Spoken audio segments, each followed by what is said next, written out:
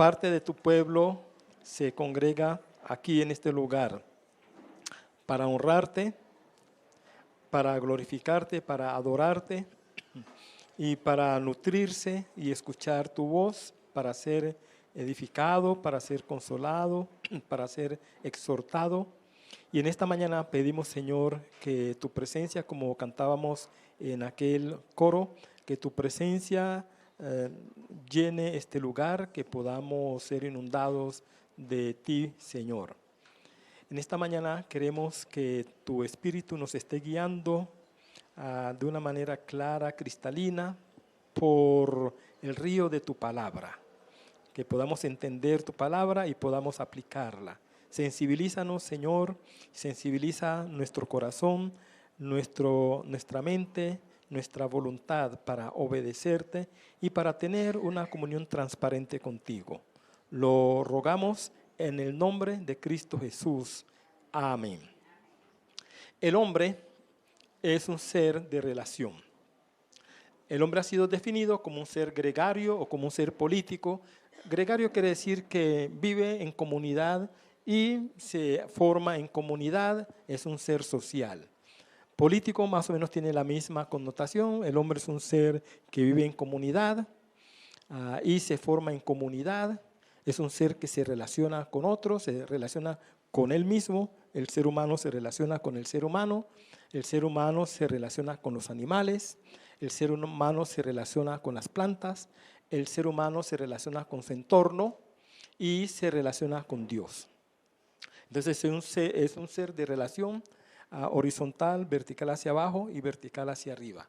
Dios ha sido definido, aun cuando a Dios no se le puede definir, o más bien ha sido entendido desde la revelación bíblica como un ser relacional, se relaciona consigo mismo. Hay una comunidad divina que denominamos Trinidad, así que Dios se relaciona en su propia comunidad divina, se relaciona Dios Padre, Dios Hijo, Dios Espíritu Santo, y hay una comunión perfecta, profunda entre la Trinidad. Hay una relación intertrinitaria. Dios se relaciona con la raza humana como creador hacia criatura y como padre hacia hijos y como Dios hacia su grey, hacia su pueblo. De manera que Dios se relaciona con la raza humana.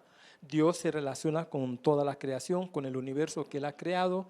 Y si hubiera existencia inteligente en otros planetas, Dios también se relacionaría con esas formas de vida en otros planetas si llegaran a existir. Estoy afirmando entonces que Dios es un ser relacional y el ser humano es un ser relacional. Entre Dios y el hombre hay relación, y entre Dios y su pueblo, entre Dios y el creyente hay relación. Cuando nosotros nos relacionamos con una persona, debe haber algún tipo de compatibilidad, debe haber un principio de compatibilidad. Para que yo me entienda bien con alguien y la relación sea fluida y no tenga obstáculo, entre esa persona y mi persona debe haber algún tipo de compatibilidad. Debemos ser compatibles para que la relación sea fluida. Para que la relación entre Dios y el creyente y entre el creyente y Dios sean fluidas, se hace necesario que haya compatibilidad entre Dios y entre nosotros y Dios. Eso entonces tiene como implicación que nosotros debemos cumplir ciertos perfiles, debemos cumplir ciertos requisitos. Nosotros debemos entender que cuando aceptamos a Cristo como nuestro Señor y Salvador personal, hay dos cosas que ocurren de manera simultánea y de manera determinante. Lo primero, bueno, no sé si es lo primero o lo segundo, pero una de las cosas que ocurren es que Dios dice: Fernando es terriblemente injusto.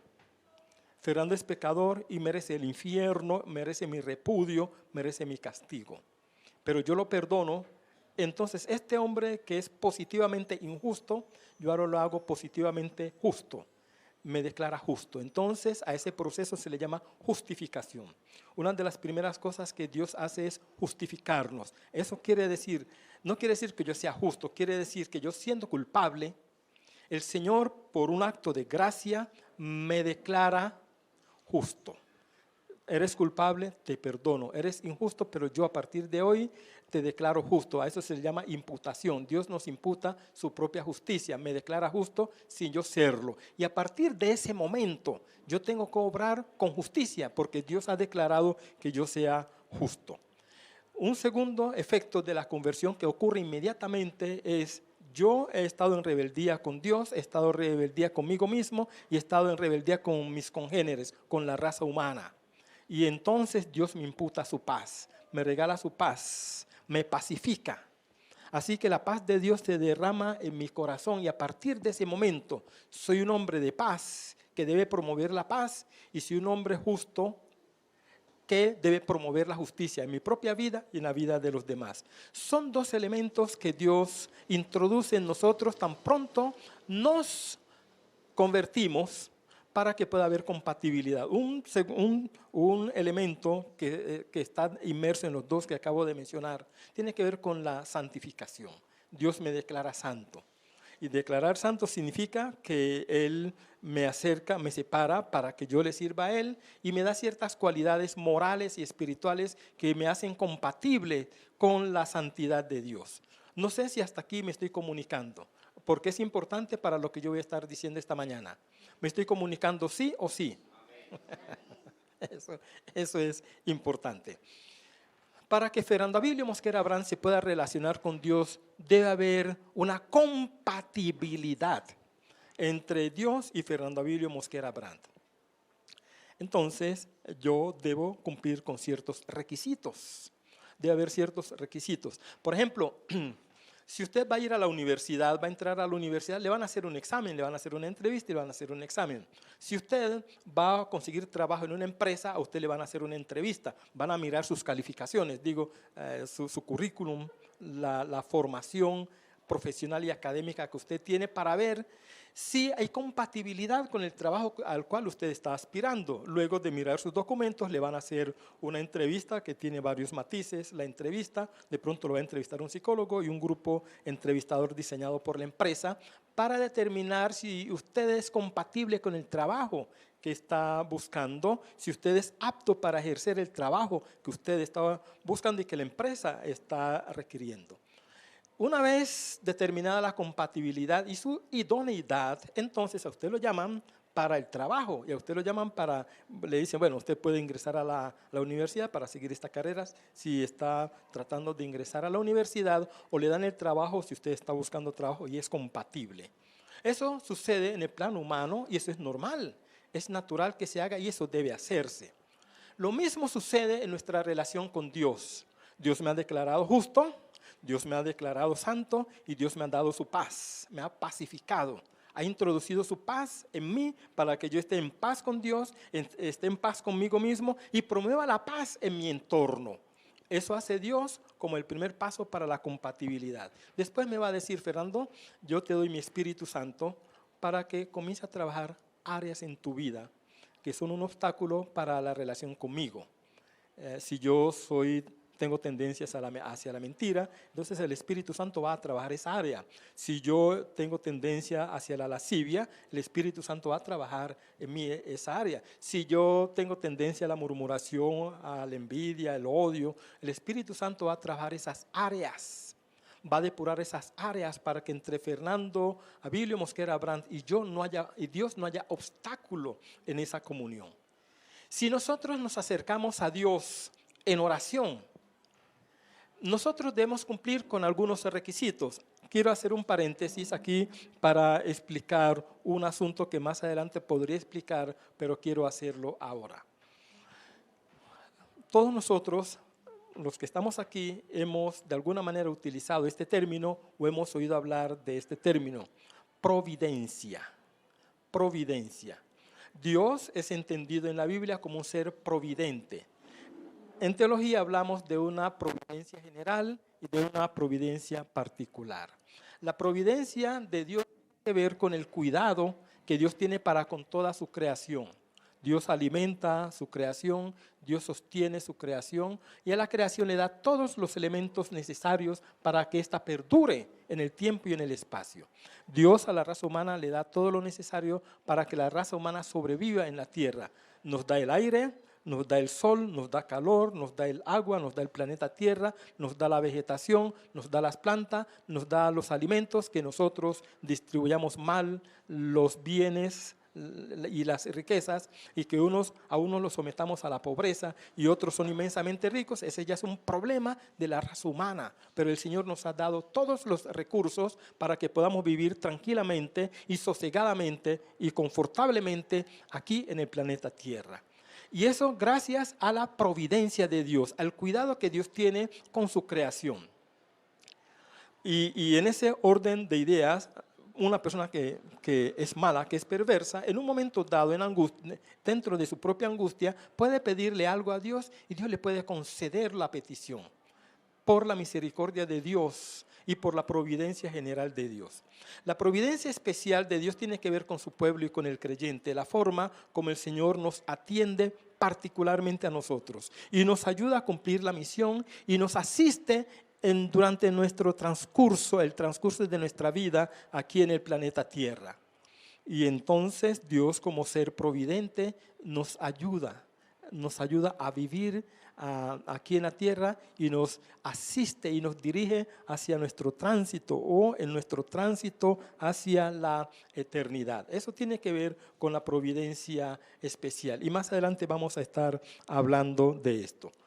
Así que hay oraciones generales de cualquier ser humano que Dios responde como parte de su providencia general, del cuidado que Dios tiene con los malos. Acuérdense que Cristo dijo que Dios hace salir su sol sobre malos y malos, sobre buenos y malos. Dios hace salir el sol sobre todos. No importa la condición del ser humano, Dios ama a todos, no importa la condición del ser humano. Así que hay oraciones de los malos, de los perversos, que Dios contesta. Esos son casos especiales, porque en la cotidianidad, en el diálogo cotidiano, en la relación cotidiana, en la relación que Dios tiene con nosotros todos los días, si nosotros queremos estar en la presencia de Dios, Dios nos ha dicho, hay unos requisitos que tú debes cumplir. Si quieres que entre tú y yo haya comunión y yo responda a tus oraciones, hay unos requisitos que tú debes cumplir. Y en esta mañana vamos a hablar justamente de eso, de unas condiciones que Dios exige al orante. ¿Quién es el orante? Es la persona que se prosterna delante de Dios, se postra delante de Dios y le pide a Dios en oración. También nosotros debemos entender que la oración no es un asunto solamente de nosotros en un momento dado, por la mañana, a mediodía, por la tarde, en cualquier hora del día, cerramos los ojos, nos quedamos de pie, sentados, acostados, arrodillados y durante unos minutos hablamos con Dios. La oración no solamente es eso, la oración es una vida consagrada a Dios. Que aun cuando usted esté trabajando, su mente, su espíritu está conectado con Dios. Usted está haciendo los oficios de su casa y Dios forma parte muy importante de usted mientras usted está haciendo los oficios. Usted está conectado con Dios. Yo les voy a decir una cosa. En mi libro, yo estoy afirmando la oración, teología y práctica. Yo estoy afirmando que la oración es una especie de filosofía de vida. Es una especie de estilo de vida. Es una vida que se consagra a Dios y por tanto la oración dura 24 horas al día. Es una vida que está conectada con Dios y que usted, aun cuando no esté hablando, digamos audiblemente, usted está pidiéndole a Dios, está orando a Dios, le está dando gracias, lo está glorificando en su mente, en su espíritu, en su corazón, no importa lo que usted esté haciendo. Es decir, los oficios, el trabajo que usted esté realizando. Quería explicar eso para que tengamos un concepto mucho más amplio de la oración. La oración es su vida consagrada al Señor. Su vida consagrada al Señor es una oración permanente, continua. Y muchas veces hay comunicación de espíritu a espíritu y usted no se da cuenta. Pablo dice que el Espíritu de Dios gime por nosotros con gemidos indecibles. El Espíritu Santo está dentro de nosotros y está orando a Dios con nuestro espíritu, espíritu de Dios, espíritu del hombre, se unen en oración y usted no es consciente de eso. pero su vida se fortalece, porque la oración es mucho más que el momento que usted saca para dirigir unas cuantas palabras a Dios, de acción de gracias y de petición. ¿Me estoy comunicando? Muy bien.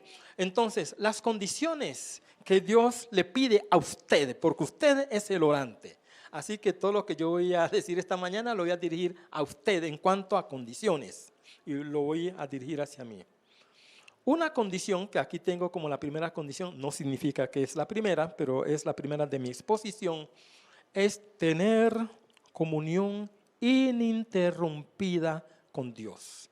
Si usted quiere que sus oraciones sean escuchadas y no tengan obstáculos delante de Dios, tenga comunión ininterrumpida con Dios. Escuche, permaneced en mí y yo en vosotros. Como el pámpano no puede llevar fruto por sí mismo si no permanece en la vid, así tampoco vosotros si no permanecéis en mí.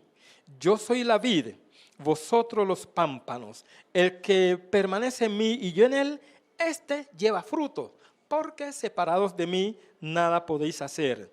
El que en mí no permanece será echado fuera como pámpano y se secará. Y los recogen y los echan en el fuego y arden.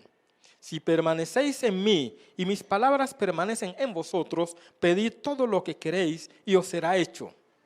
En esto es glorificado mi Padre, en que llevéis mucho fruto y seáis así mis discípulos. Esas palabras las pronunció Cristo en Juan capítulo 15, los versículos 4 al 8. Quiero decirles una cosa. Hay un sector dentro de la formación académica, profesional, hay un área, un sector que se llama humanismo. Humanismo. El humanismo puede ser cristiano o puede ser secularista. El humanismo secularista centra toda su atención en el hombre y le entrega al hombre unas potencias, unas facultades, unos poderes, y le otorga a la mente humana unos poderes de tal manera que, como decía un personaje de radionovela, Calimán, el que domina la mente lo domina todo. Y la nueva era se fundamenta en eso, el cueísmo se fundamenta en eso, la confesión positiva se fundamenta en eso, la neurolingüística se fundamenta en eso. Quien domina la mente, quien domina el lenguaje, lo domina todo.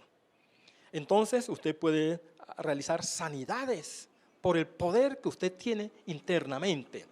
Usted puede hacer todo tipo de milagros por el poder que usted tiene internamente. Ese tipo de acercamiento antropológico y a veces sociológico descarta a Dios de la vida del hombre. Entonces, este texto, si usted se lo presenta a un humanista, el humanista se va a reír y no cree en él. Porque dice, yo puedo hacer todo sin la necesidad de Dios. Ese es un esfuerzo que hace el hombre por matar a Dios. Acuérdense que Nietzsche ya había matado a Dios, Dios ha muerto. Y para a muchas personas, Dios ha muerto porque era un obstáculo para la realización de su vida. Lo mataron y viven sin Dios. Bueno, lo mataron según ellos, ¿no? Y viven sin Dios. Entonces no van a necesitar a Dios para nada. No van a necesitar a Jesucristo. Pero Jesús aquí está hablando del reino. Nosotros estamos inmersos en el reino de Dios. Usted no puede hacer absolutamente nada en el reino de Dios si está alejado de Cristo. Hay hermanos quienes consideran que no necesitan a la iglesia y lo que no se dan cuenta es tener comunión con Dios tiene implicaciones. Tener comunión con Dios implica tener comunión con la familia, tener buenas relaciones dentro del hogar, respeto, amor, consideración.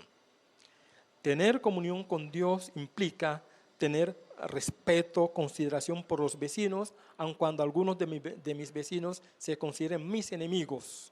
Yo debo respetarlos, debo amarlos y no debo considerarlos mis enemigos. Tener comunión con Dios, ojo aquí, implica tener comunión con la iglesia. tener comunión con la iglesia. Y tener comunión con la iglesia significa asistencia responsable a la iglesia, compromiso con la iglesia. Entonces, algunos hermanos consideran que no es necesario ir a la iglesia. Se quedan en las casas viendo televisión, viendo enlace, recibiendo los mensajes que transmite enlace, y su ofrenda la pueden mandar o a enlace o la mandan a la iglesia, y piensan que de esta manera están cumpliendo con sus deberes cristianos. Se equivocan, porque la comunidad de los santos, que somos nosotros, permite nuestro crecimiento, nuestra madurez, nuestra edificación, nuestra consolación, y promueve la esperanza dentro de nosotros. Es la comunidad de los santos la que nos permite crecer en la gracia y en el amor de Dios. Así diseñó Dios la iglesia y así diseñó Dios la vida espiritual para que nos formemos en comunidad. Ese es un aspecto de la importancia de la iglesia en la vida de la persona. El otro aspecto de importancia tiene que ver con lo siguiente. Si usted ha tenido la experiencia que yo voy a mencionar, se dará cuenta que estoy diciendo la verdad. Cuando una persona se distancia de la comunión de los santos, se hace vulnerable, muy vulnerable, y está prácticamente en las manos del maligno. La comunión de los santos, de una manera misteriosa, de una manera gloriosa y casi inexplicable, nos protege de la voracidad del maligno. Una persona que tenga comunión con Dios, que tenga comunión con su familia y comunión con la iglesia, no está a merced del maligno. Pablo mencionó algunos casos de indisciplina en la iglesia, y en cierta ocasión le dijo a los corintios: entregad al tal a Satanás. Y con eso lo que quiere decir es: sáquenlo de la comunión de la iglesia. Sáquenlo de la iglesia y mándenlo a la calle. Decir, que se quede sin la protección de la iglesia. Una persona que se queda sin la protección de la comunidad de los santos realmente está a merced de Satanás. Y entonces Pablo dice: para que el cuerpo sufra y su espíritu sea vivificado. Es decir, para que él sienta el rigor de las consecuencias de lo que hizo y la separación del cuerpo de Jesucristo. Entonces, tener comunión permanente con Dios, con Jesucristo, significa tener comunión con la familia, implica tener comunión con la iglesia e implica ser edificado con la palabra de Dios. Eso Jesús lo está diciendo aquí: si vosotros permanecéis en mí y mis palabras permanecen en vosotros, entonces pedid todo lo que queráis y os será hecho. Primer requisito para usted como orante, para que sus oraciones no tengan estorbo y sus oraciones sean contestadas por Dios, usted debe tener comunión con Dios y comunión, por supuesto, con la iglesia. Segunda condición: si usted quiere que su oración no tenga estorbo, ame y respete a su cónyuge, si usted es casado o casada. Ame y respete a su cónyuge.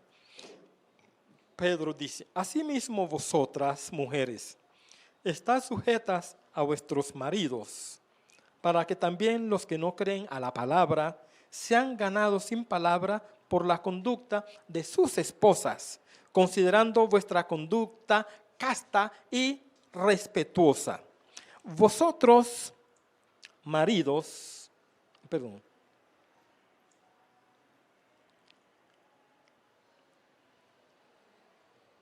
y vuestro atavío no sea el externo. El atavío de ustedes no sea el externo,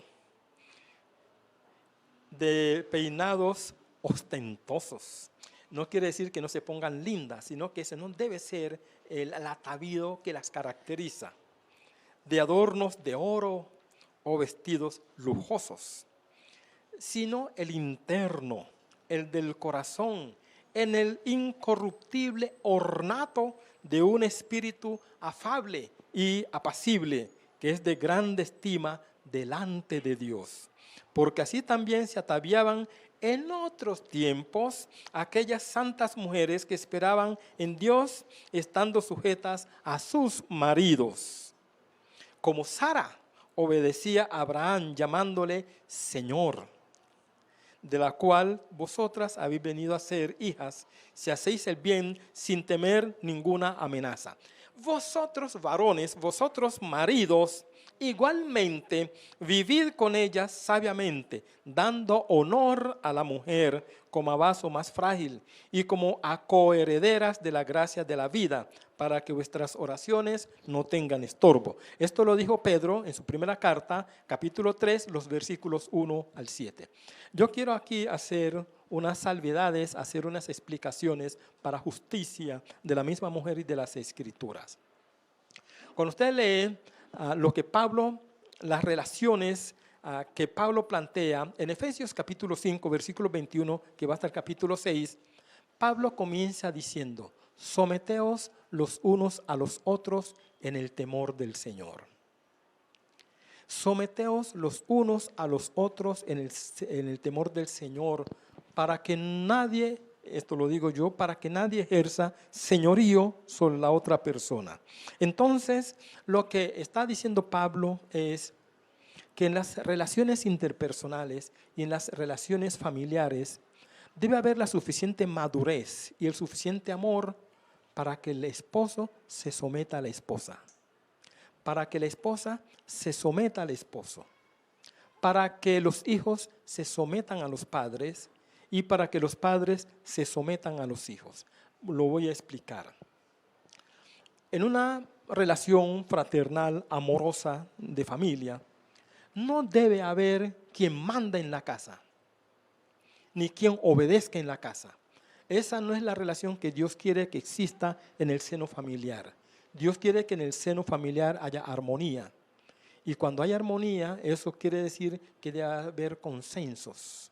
Y cuando no es posible el consenso, por lo menos que todos se expresen y a quien le corresponde llevar la responsabilidad del hogar, tome la decisión, pero habiendo escuchado a los miembros de su familia. Me estoy explicando. Entonces, supongamos que el esposo haga una consulta y la esposa da una opinión, los hijos dan una opinión, y él considera que la opinión de la esposa y la opinión de los hijos, aun cuando tienen elementos muy valiosos, tienen problemas que de hacerse, el hogar va a tener algunas dificultades. Entonces, él habiendo escuchado a su familia, es responsable por las decisiones que se toman. Él dice, bueno, tú has dado tu opinión, ustedes han dado su opinión, esas opiniones tienen estos problemas, por lo tanto, yo creo que lo mejor que podemos hacer es esto. Someterse también implica escuchar, considerar la opinión de los demás, la opinión de la esposa, la opinión de los hijos. Eso es importante y eso tiene que ver con someteos los unos a los otros en el temor del Señor. No quiere decir que la mujer es la que va a mandar al hijo, al esposo, o que los hijos van a mandar a los padres, o que el marido va a mandar a todos. Más bien significa que todos se van a escuchar y van a tomar las decisiones en familia.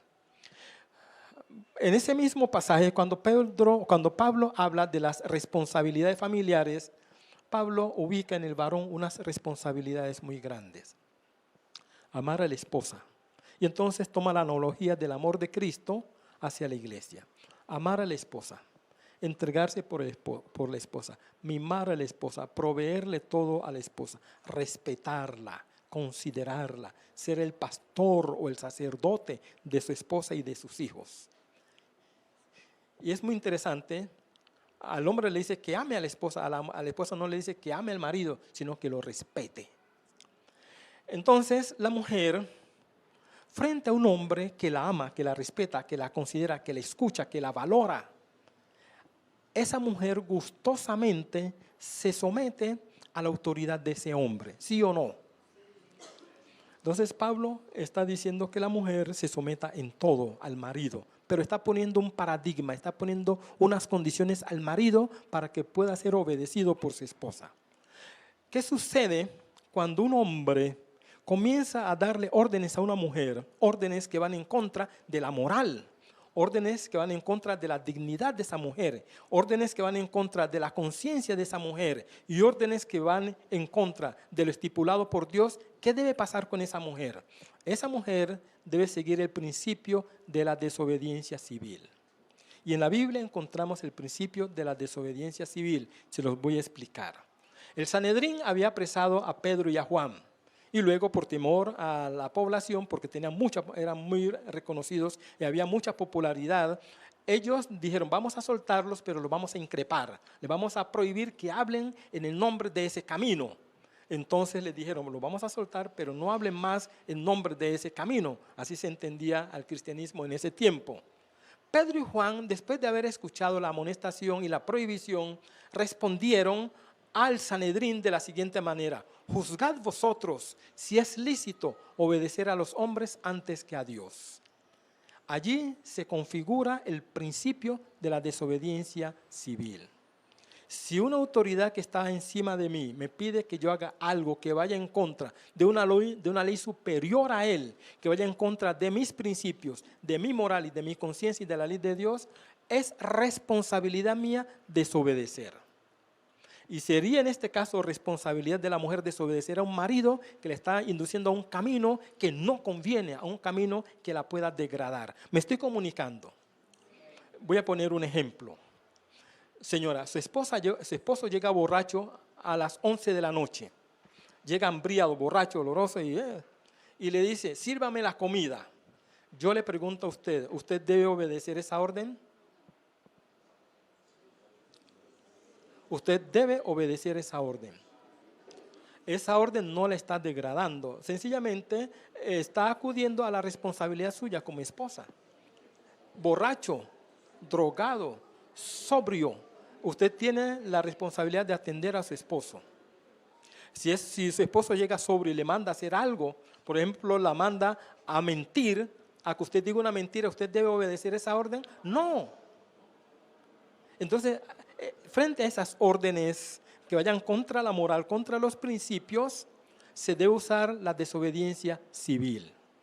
Se debe usar la desobediencia civil. Entonces, aquí la Biblia nos está diciendo a nosotros que para que no haya obstáculo en las oraciones, las relaciones entre los cónyuges debe ser amorosa, respetuosa y de mutuo sometimiento. ¿Están ustedes de acuerdo con eso? ¿Sí o sí? Ok. Tercera condición. Nosotros, para que podamos recibir respuesta positiva a nuestras oraciones, debemos orar conforme a la voluntad de Dios. Orar conforme a la voluntad de Dios. Pablo dice que la voluntad de Dios es agradable y perfecta. Ustedes se van a dar cuenta que muchas veces hacer la voluntad de Dios nos cuesta porque nos disgusta mucho. Muchas veces la voluntad de Dios nos exige hacer algo que a nosotros no nos gusta hacer. Y en ocasiones la voluntad de Dios nos exige hacer cosas, a no hacer cosas que a nosotros nos fascina hacer. Entonces encontramos que la voluntad de Dios está en contra de nuestra voluntad y las dos voluntades se encuentran. Muchas veces nosotros violamos la voluntad de Dios e imponemos nuestra propia voluntad. ¿Sí o no? Sí. Otras veces doblegamos nuestra voluntad para hacer la voluntad de Dios. Nosotros tenemos que doblegar nuestra voluntad a la voluntad de Dios para que nuestras oraciones no encuentren estorbo de parte de Dios. Escuchen lo que la Biblia dice, y Santiago dice esto. ¿De dónde vienen las guerras y los pleitos entre vosotros? ¿No es de vuestras pasiones las cuales combaten en vuestros miembros? Codiciáis y no tenéis, matáis y ardéis de envidia y no podéis alcanzar. Combatís y lucháis, pero no tenéis lo que deseáis porque no pedís. Es decir, buscamos diferentes medios para lograr lo que queremos lograr y no lo conseguimos porque no le pedimos a quien debemos pedirle, que es a Dios. Y cuando lo hacemos, dice Pedro, pedís, Santiago, pedís y no recibís, porque pedís mal para gastar en vuestros deleites. La palabra que utiliza a Santiago allí, deleites, es hedonais. Hedonais viene de la palabra hedoné, de ahí viene hedonismo, es el placer. Para llevar una vida sensual, una vida de placeres. Nunca le pida a Dios algo para humillar a otros. Nunca le pida a Dios algo para usted ostentar ante los demás. Y nunca le pide a Dios algo para usted pecar con eso que le pidió. porque el Señor nunca se lo dará. Si usted le pide algo a Dios para mostrar que tiene poder y que es más que los demás, Dios nunca le va a dar eso que usted está pidiendo. Si usted le pide algo a Dios para ostentar y decir, no, yo puedo, yo puedo humillar a los demás, Dios nunca le va a responder esa oración. Y si usted le pide a Dios algo para darse la buena vida, que lo induzca al pecado, Dios nunca le va a dar lo que usted pida. ¿Están de acuerdo conmigo? Cuarta condición, deleitarse en Dios. Los enamorados se deleitan cuando están juntos, se ven, esas miradas, se cogen la mano, se dan una caricia, hay un besito. Y no quieren que el día termine y decirse por buena noche, luego él se va para la casa y tan pronto llega, coge el teléfono y es la 1 de la mañana y están hablando, porque están enamorados. Es un deleite estar con el ser amado, ¿o me equivoco? Bueno, Dios quiere que estar con Él también sea un deleite. Así que debemos deleitarnos en Dios, es otra condición. Escuchen lo que el salmista dice aquí, Salmo 37. No te impacientes a causa de los malignos, ni tengas envidia de los que hacen iniquidad, porque como hierba serán pronto cortados, y como la hierba verde se secarán. Confía en Jehová y haz el bien, y habitarás en la tierra, y te apacentarás de la verdad. Deleítate a sí mismo en Jehová, y Él te concederá las peticiones de tu corazón. Encomienda a Jehová tu camino, y confía en Él, y Él hará. Exhibirá tu justicia como la luz, y tu derecho como el mediodía. Guarda, nosotros que hablamos tanto, escuchemos esto, guarda silencio ante Jehová. No vaya ante Dios con tantas palabrerías y hable, y no, guarde cierto silencio y espera en Él. No te alteres con motivo del que prospera en su camino, por el hombre que hace maldades. Escucha, deja la ira y desecha el enojo. No te excites de manera alguna a hacer lo malo. La fruición es alegría, es éxtasis, es gozo. La fruición es una de las cualidades caracterizadoras de la relación entre Dios y el cristiano. Pablo la denominó gozo, regocijo. Y él urge a los filipenses a regocijarse en el Señor. Regocijaos en el Señor siempre. Otra vez digo, regocijaos. Filipenses 4:4. Cuando usted llega a la conclusión que orar, qué pereza, eso es muy tedioso, eso es muy aburrido. Leer la Biblia, qué artera. Ir a la iglesia, ay, qué cansancio. Y viene aquí casi obligado. Y escucharle el mensaje, qué aburridor. Cuando usted llega a esas conclusiones, significa que algo malo le pasó a usted. Algo malo pasó en su vida y que Dios, en lugar de ser un deleite, se le convierte en una carga aburridora. Usted ha entrado en un problema serio que debe resolver. La presencia de Dios debe causarnos alegría, gozo. Por eso el salmista decía, delante de ti yo prefiero estar 1000 años en tu casa que un día fuera de ella. Y yo me alegré con los que me decían, a la casa de Jehová iremos. Mirad cuán bueno y cuán delicioso es habitar los hermanos juntos en la armonía. La presencia de Dios debe deleitar la vida del hombre. Y quinta condición, tener corazón sincero. Tener corazón sincero. Así que, hermanos, teniendo libertad para entrar en el lugar santísimo por la sangre de Jesucristo, por el camino nuevo y vivo que Él nos abrió a través del velo, esto es de su carne, y teniendo un gran sacerdote sobre la casa de Dios, acerquémonos con corazón sincero, en plena certidumbre de fe, purificados los corazones de mala conciencia y lavados los cuerpos con agua pura, no con agua bendita, sino con agua pura. Mantengamos firme sin fluctuar la profesión de nuestra esperanza, porque fiel es el que lo prometió.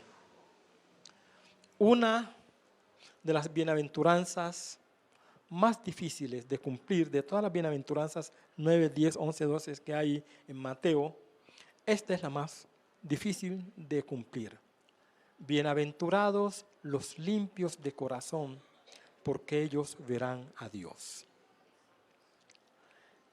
Es complicada, es complicada por una palabrita, por un adjetivo que hay allí. Bienaventurados los limpios de corazón. Habla de cazaroi. Cazaroi es el plural y cazaros es el singular. Cazaros significa limpio, puro.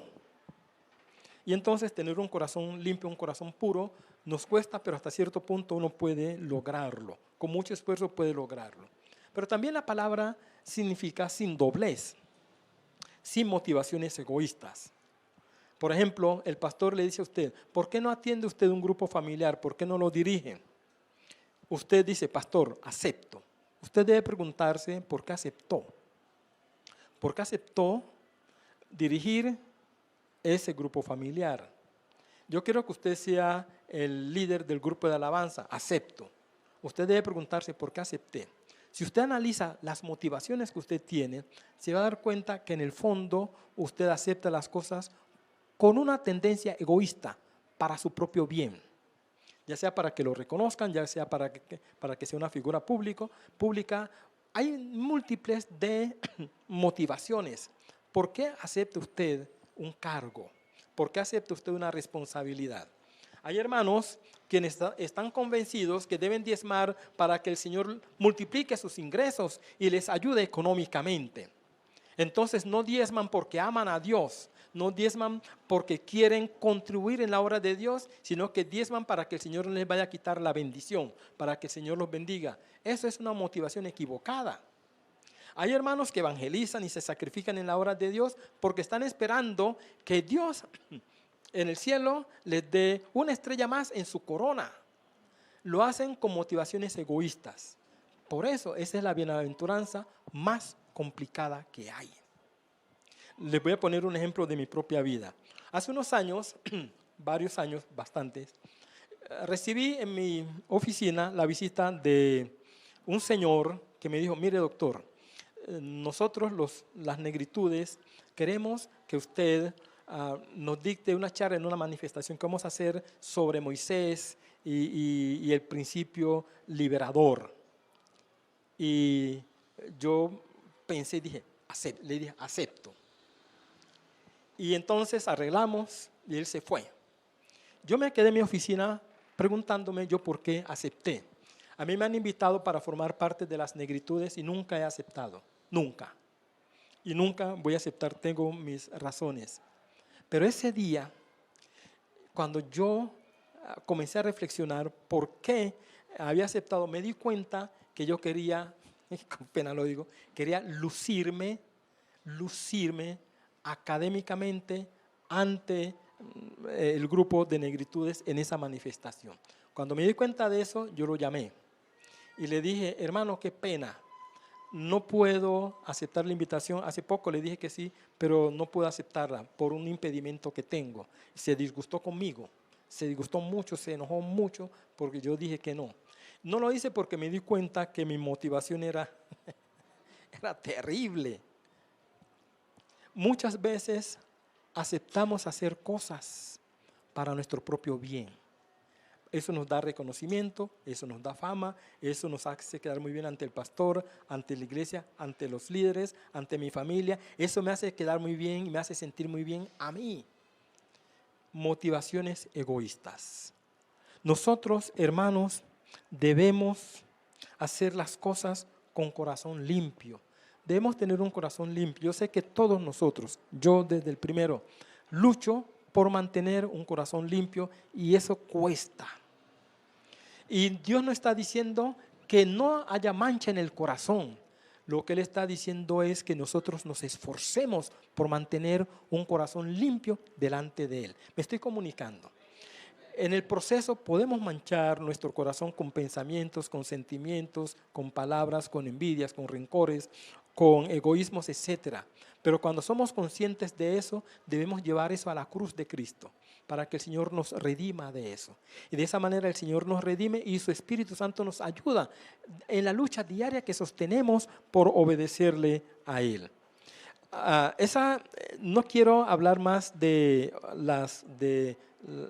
la otra, hay una más de la otra condición que sería acercarnos a Dios con fe. No lo voy a mencionar tanto porque quiero tocar aquí en la conclusión 2 versículos que nos pueden ayudar bastante. Si usted, mi hermano, si usted, mi hermano, quiere que sus oraciones tengan respuesta y sean escuchadas por Dios, procure conservar esas 5 condiciones que hemos visto y las 6, acercarse a Dios con fe. El autor de la epístola a los Hebreos destaca la importancia que tiene la fe en la práctica de la oración. Él escribió lo siguiente: pero sin fe es imposible agradar a Dios, porque es necesario que el que se acerca a Dios crea que le hay y que es galardonador de los que le buscan. De acuerdo con ese texto, hay 3 requisitos que el orante debe cumplir en cuanto a lo que el autor de Hebreos está diciendo allí. El orante debe acercarse a Dios como la causa suficiente y necesaria. El orante debe creer indubitablemente en la existencia de Dios, y el orante debe creer que Dios es justo y retribuye las acciones de los hombres. Santiago, por su parte, explica, y esto ya lo vimos, explica las razones que hay por las cuales no hay cierta respuesta de Dios a las necesidades. Él dice: codiciáis y no tenéis, matáis y ardéis de envidia y no podéis alcanzar, combatís y lucháis, pero no tenéis lo que deseáis porque no pedís. Pedís y no recibís porque pedís mal para gastar en vuestros deleites. El orante, usted como orante debe evaluar cuáles son sus necesidades. Voy a poner el mismo ejemplo que puse esta mañana. Usted tiene un televisor en colores, plasma, 32 pulgadas. Está nuevo, tiene 1 año y medio, 2 años, funciona bien, no tiene ningún problema. Pero sucede que usted fue a un almacén y encontró unos televisores cóncavos que hay, o un televisor que abarca toda la pared, y a usted se le ocurrió que usted debe conseguir ese televisor y no tiene la plata, entonces le pide a Dios que le dé la plata para conseguir ese televisor. Usted tiene que evaluar si usted necesita realmente ese televisor. Entonces muchas veces nosotros le pedimos a Dios por cosas que no necesitamos,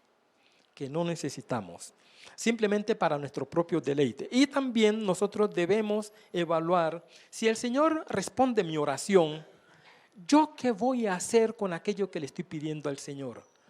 ¿Qué uso le voy a dar a ese objeto que el Señor me ha concedido? Si yo pienso simplemente disfrutarlo in solitario, disfrutarlo para mí mismo, y si yo sencillamente pienso darme la buena vida con lo que el Señor me ha dado, el Señor nunca me responderá esa oración, porque esa oración será para el resultado de esa oración. Lo que el Señor me otorga será utilizado para mi propio placer, y Dios esa oración no me la responde. Pedí para mal, para gastarlo en mis propios placeres. Hermanos, si usted quiere que sus oraciones sean respondidas, usted debe examinar su relación con el Señor, tener en cuenta los 6 elementos, las 6 condiciones que hemos mirado. Y acuérdese que la oración es mucho más que pedir, mucho más que expresar un deseo, que expresar una acción de gracias. Oración es tener una vida en comunión con el Señor, una vida entregada al Señor, una vida consagrada al Señor. Que Dios los bendiga.